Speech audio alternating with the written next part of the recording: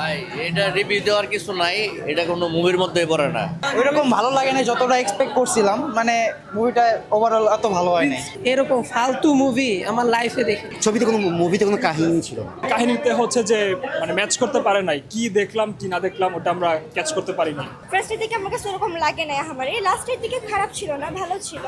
এটা যদি 4 ঘন্টা কিংবা 4.5 ঘন্টার ছবি হইতো তাহলে প্রত্যেকটা কাহিনী ফুটাই তুলতে পারতো, অনেকে বোরিং লাগতো। উঠাট কাহিনী চেঞ্জ হয়, কি হচ্ছে না হচ্ছে জানি না।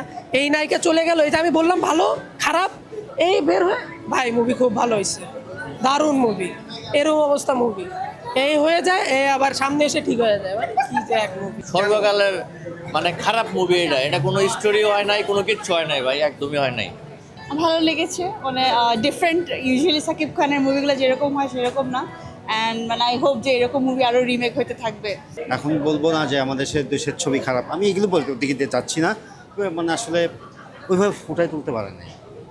মুভিতে আসলে কোনো মানে রকস্টার মুভি হইতে পারে যে কোনো কিছুই নাম দিয়ে, কিন্তু আসলে ছবিতে কোনো কাহিনী বলে কিছু নেই। লাস্ট এন্ডিংটা আরও বেটার করতে পারতো, স্টার্টিংটা ভালো করেছে। দেন নেক্সট যদি এ ধরনের আরও মুভি আসে তাহলে হোপফুলি আরও এটার থেকে শিক্ষা নেওয়া উচিত, যে যে জায়গায় রং ছিল ভুল ছিল ওটা হচ্ছে যে আরও বেটার পরবর্তীতে যাতে কারেক্ট করে আরও বেটার করতে পারে।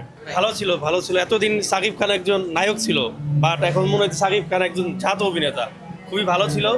আর সাকিব মেগা স্টার কিং খান, সত্যিকারের রক স্টার সাকিব খান। সাবিনালের অভিনয় ভালো ছিল, মানে Shakib Khan is mega star, king খান। এই মুভিটার স্টার্টিংটা না ওইভাবে হুক করতে পারেনি, যার জন্য ক্যারেক্টার বিল্ড আপটা যে আমি ফিল করবো, ওই ফিলটা আমার ওইরকম আসে নাই। বাট মুভি ভালো ছিল, মুভির মেকিং অ্যাকচুয়ালি দেশের গ্রেড অনুযায়ী অনেক উপরে ছিল।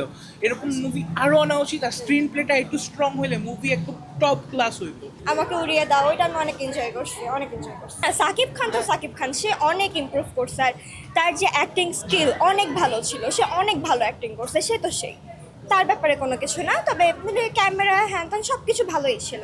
ফ্যামিলির কারণে একটা ছেলে কিভাবে নষ্ট হইতে পারে, এটা একজন মানে কেউ শিখতে পারবে আর কি। প্রেম যে হইলো, প্রেমটা অল্প সময়ের মধ্যে হয়ে গেছে।